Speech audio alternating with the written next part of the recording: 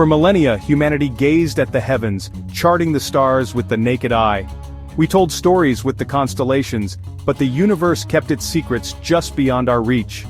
Who was it that first shattered that barrier, bringing the stars closer to us? To find the answer, we rewind over 4 centuries, not to a grand observatory but to a bustling 17th century port city. Our story begins in Middelburg, Netherlands, a hub of commerce during the Dutch Golden Age. Here we meet our unlikely hero, a spectacle maker named Hans Lippershey. He wasn't a famed astronomer, but a master craftsman whose daily work involved the precise grinding of glass. Legend tells a charming tale. In 1608, Lippershey's children were playing in his shop with discarded lenses.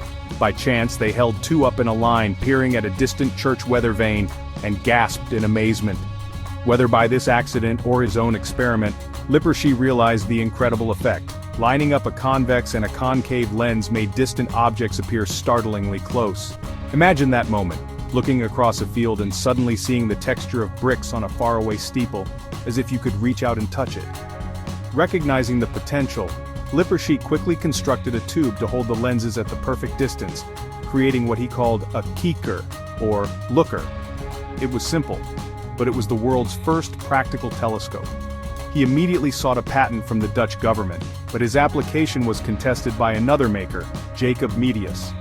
Ultimately, the government denied both patents, ruling the device was too simple to make and the secret impossible to keep. They were right. Word of the Dutch perspective glass spread like wildfire across Europe, not as a protected invention, but as an open idea for all to improve upon. Soon, news reached an Italian professor in Padua named Galileo Galilei.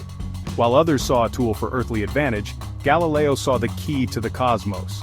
He didn't just copy the design, he vastly improved it, creating an instrument 30 times more powerful.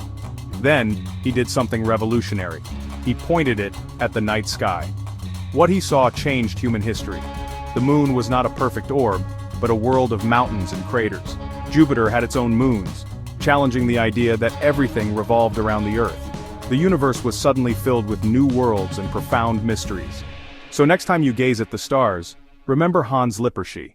Though others took his invention to new heights, it was this humble spectacle maker who, with a few pieces of glass and a curious mind, first opened a window to the universe. His story reminds us that the greatest revolutions can begin in the most ordinary of places, sparked by the simple act of looking at the world in a new way.